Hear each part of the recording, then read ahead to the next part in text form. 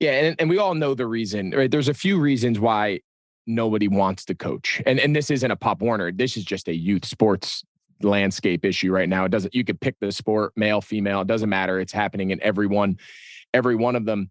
So many qualified coaches who really have something to bring. They have an understanding, they have a passion, they have an experience, whatever it is that they could bring to a coaching staff and as a byproduct bring to these young kids, they shy away from, because sometimes the experience as a coach, there's nights where I come home after coaching all day, everyone else's kids, and I say to myself, is this worth the aggravation?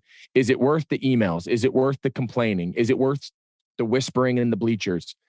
And you know what a lot of coaches say? It's not worth it. I'm going to coach my kid. I'm not going to deal with all the nonsense of all the parents. No one not no one. A lot of people appreciate it, but the ones who don't are the loudest of the group.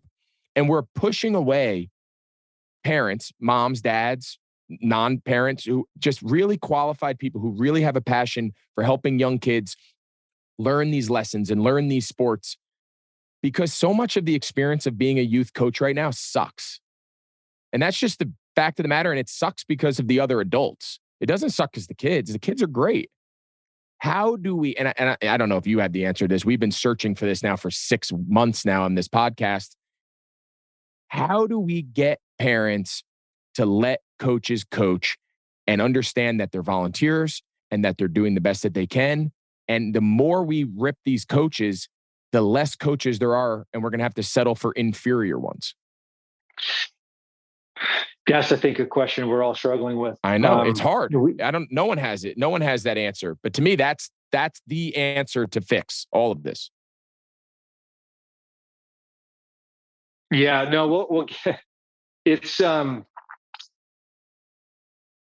yeah, we've talked about it a lot internally about, how we have a growth mindset. We want to grow Pop Warner. We want everyone playing the Pop Warner brand.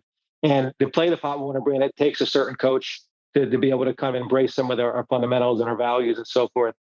So we typically attract coaches that are already, a step in the direction that you're hoping coaches get to.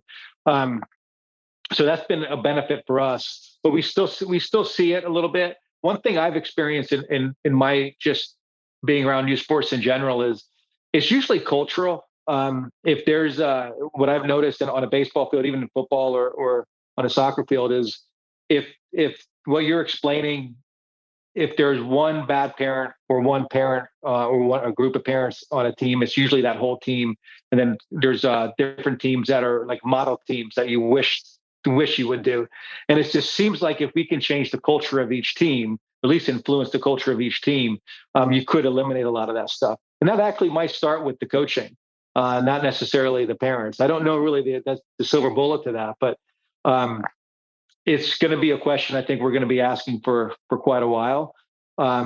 We benefit at Pop Warner just because of the value system we have and espouse that we kind of don't see it as often as we might in the general youth sports landscape. So we benefit from that regard.